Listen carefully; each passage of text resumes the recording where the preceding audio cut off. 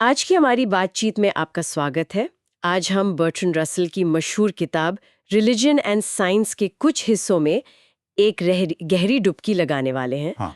हमारा मकसद ये समझना है कि इतिहास में धर्म और विज्ञान के बीच इतनी तीखी लड़ाई आखिर हुई क्यों। बिल्कुल। हम उन वजहों की तह तक जाएंगे और हमारा खास ध्यान रहेगा कोपरनिकन क्रांति पर। वो ऐतिहासिक मोड़ जिसने एक तरह से इंसान को ब्रह्मांड के केंद्र से हटाकर एक कोने में खड़ा कर दिया था। बिल्कुल।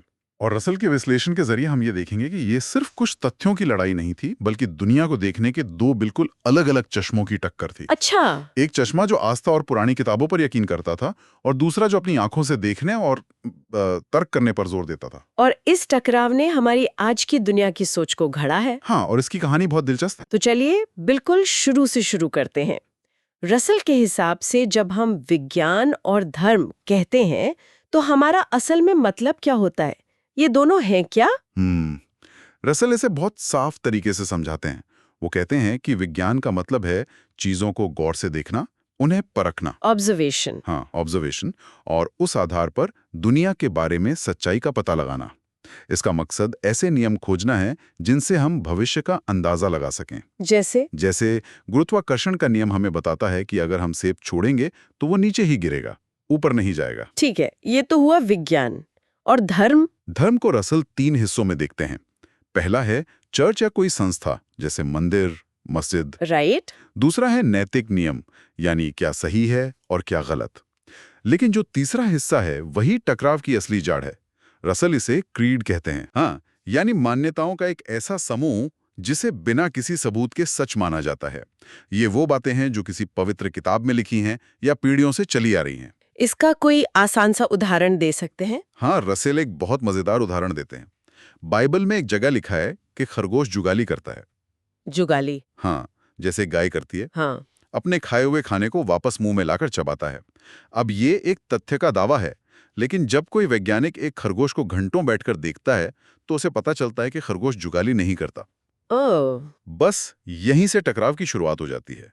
बात छोटी सी है, लेकिन जब यही टकराव ब्रह्मांड के केंद्र या इंसान की पैदाइश जैसे बड़े सवालों पर होता है तो ये एक छोटी सी चिंगारी से एक बड़ी आग बन जाता है। बिल्कुल। तो ये सिर्फ मान्यताओं का टकराव नहीं था, बल्कि ये इस बात का भी टकराव था कि सच जानने का सही तरीका क्या है। सही पकड़ा, आपने बिल्कुल सही कहा। इसे ऐसे समझिए। पहला है धर्मशास्त्र का टॉप डाउन तरीका। Top down? हाँ, ये एक बड़े अकाट्य सत्य से शुरू होता है, जैसे कि ईश्वर मौजूद है या हमारी पवित्र किताब में लिखी हर बात सच है। फिर दुनिया की हर चीज हो इसी चश्मे से देखा और परखा जाता है। मतलब अगर कोई चीज किताब की बात से मेल नहीं खाती तो वो चीज ही गलत है, किताब नहीं। और विज्ञान का तरीका इसके ठीक उल्टा है। एकदम उल्टा। विज्ञान बॉटम अप तरीके से काम करता है। ये किसी बड़े सिद्धांत से शुरू नहीं होता, बल्कि छोटी छोटी अलग अलग सच्चाइयों को देखता है। वैज्ञानिक हजारों तारों को देखेंगे, उनकी गति को नोट करेंगे और फिर उन सब सबूतों को जोड़कर एक बड़ी तस्वीर या थ्योरी बनाने की कोशिश करेंगे। और सबसे जरूरी बात, विज्ञान कभी नहीं कहता कि उसकी थ्योरी पत्थर की लकीर है।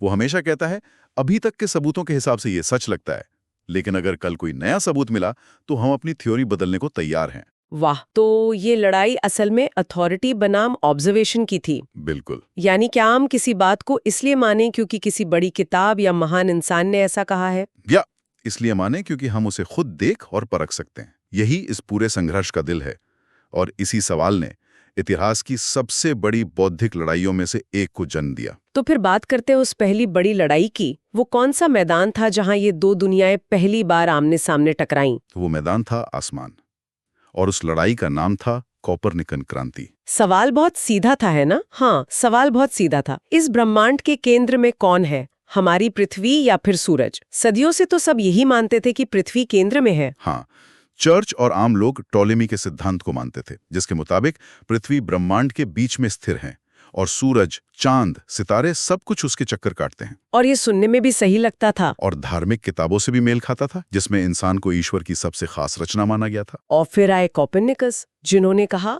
एक मिनट, शायद हम सब गलत हैं। हाँ, कोपरनिकस ने कहा कि पृथ्वी स्थिर नहीं है, ये अपनी धुरी पर घूमती है जिससे दिन और रात होते हैं, और ये दूसरे ग्रहों की तरह सूरज का चक्कर लगाती है। लेकिन हैरान करने वाली बात यह है कि ये आइडिया एकदम नया नहीं था। नहीं, बिल्कुल नहीं था। अच्छा, ये बात तो बहुत कम लोग जानते हैं। हाँ, कोपरनिकस से लगभग 1800 साल पहले प्राचीन यूनान में एरिस्टार्चस नाम के एक खगोल शास्त्री ने यही सिद्धांत दिया था, लेकिन उस समय किसी ने उनकी बात पर ध्यान नहीं दिया। और उनका विचार इतिहास की किताबों में कहीं खो गया। बिल्कुल। ये तो बहुत हैरान करने वाली बात है। मतलब ये आइडिया हजारों साल से मौजूद था। तो सवाल ये है कि कोपरनिकस के समय में ऐसा क्या बदला कि इस भुला दिए गए आइडिया को अचानक इतनी तवज्जो मिलने लगी। कोपरनिकस की खासियत ये थी कि उन्होंने सिर्फ एक आइडिया नहीं दिया, उन्होंने अपनी पूरी जिंदगी लगाकर इस आइडिया को एक मजबूत गणितीय मॉडल में बदल दिया। ओके। उन्होंने सालों तक गणना की और यह दिखाया कि अगर हम मान लें कि सूरज केंद्र में है तो ग्रहों की गति को समझना ज्यादा आसान और सटीक हो जाता है। लेकिन उन्हें पता था कि वो आग से खेल रहे हैं। उन्हें चर्च की प्रतिक्रिया का बहुत डर था। हाँ, बहुत ज्यादा। और इसी डर की वजह से उन्होंने अपनी किताब को छपने से रोके रखा। कब तक? उनकी किताब on the revolutions of the heavenly bodies 1543 में तब छपी जब वो लगभग अपनी मृत्युशैया पर थे। और जैसा कि रसल बताते हैं, किताब के प्रकाशक भी बहुत डरे हुए थे। हाँ, ओसिएंडर। वो इतने डरे हुए थे कि उन्होंने अपनी तरफ से एक प्रस्तावना जोड़ दी। उसमें लिखा कि देखिए, ये सिद्धांत असली नहीं है। ये तो बस गणित के सवाल हल करने का एक आसान तरीका है, एक परिकल्पना है। हाँ, इसे ब्रह्मांड की हकीकत मत समझिएगा। इस चालाकी ने किताब को कुछ समय के लिए बचा लिया, लेकिन सच ज्यादा दिन तक छिप नहीं सकता था। तो कोपरनिकस ने तो बस एक चिंगारी लगाई थी।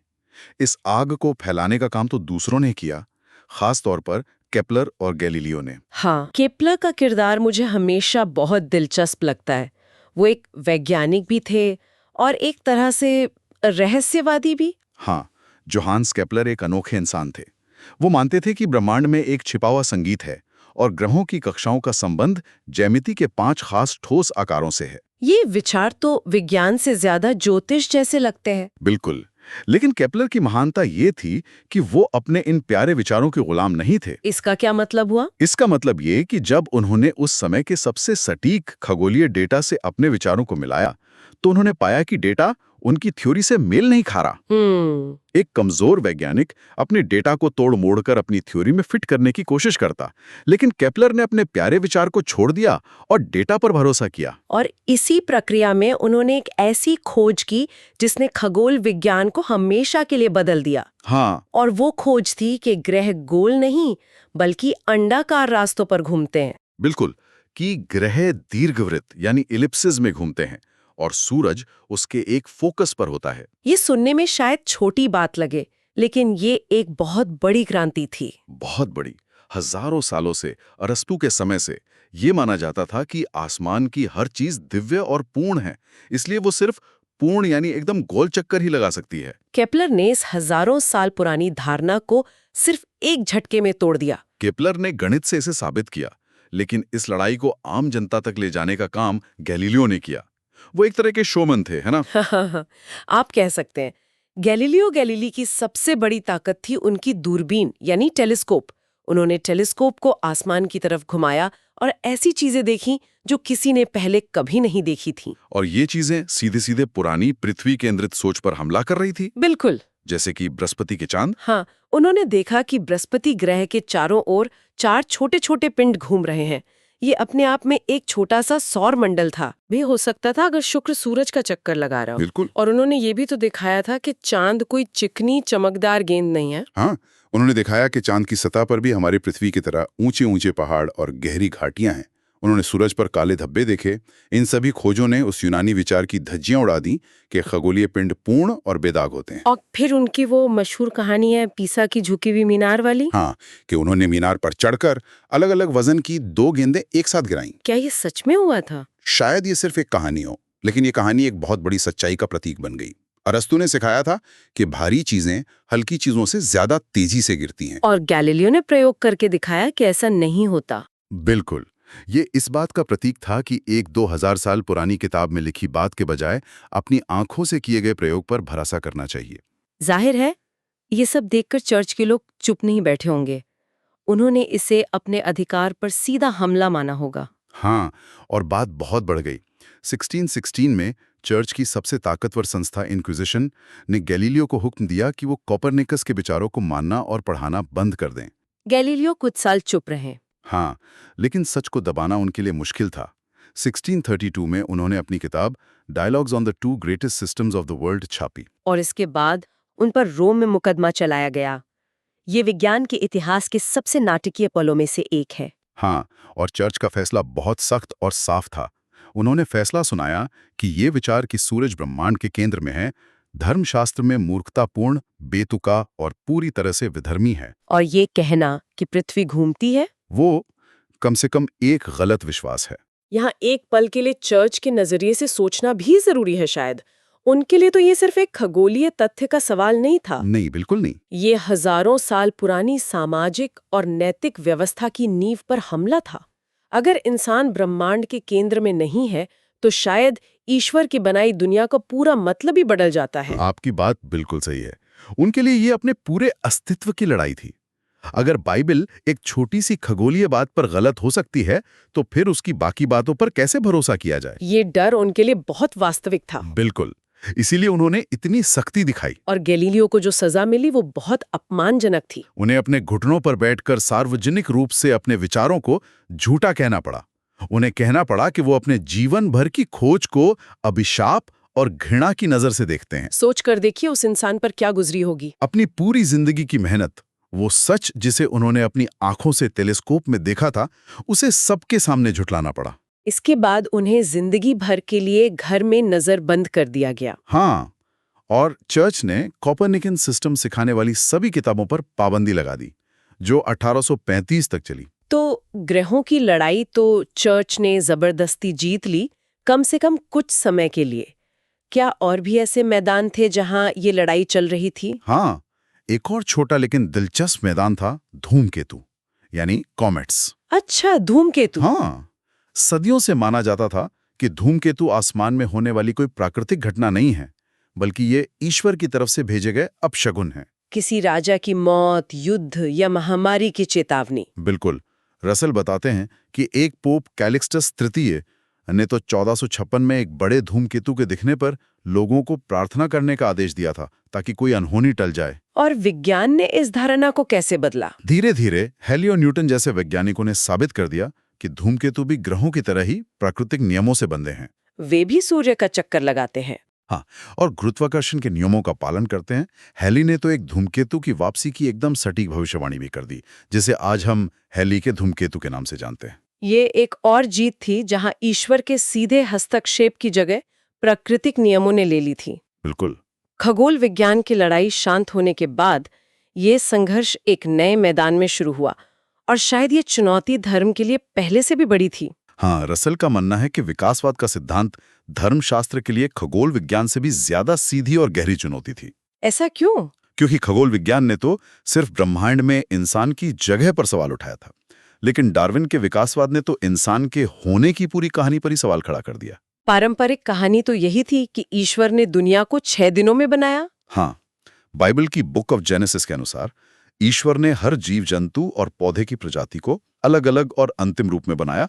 और एक आर्कबिशप ने तो इसकी तारीख तक निकाल ली थी, है ना? हाँ, आर्कबिशप उशर, उन्होंने बाइबल में दी गई वंशावलियों को जोड़ घटाकर सृष्टि की तारीख तक निकाल ली थी। हाँ, मैंने पढ़ा है इसके बारे में, कुछ 4004 ईसा पूर्व। सिर्फ 4004 ईसा पूर्व नहीं, उन्होंने तारीख बताई थी 23 अक्टूबर 4004 ईसा पूर्व, सुबह के 9 बजे। सुबह 9 बजे, मतलब इतनी सटीक था।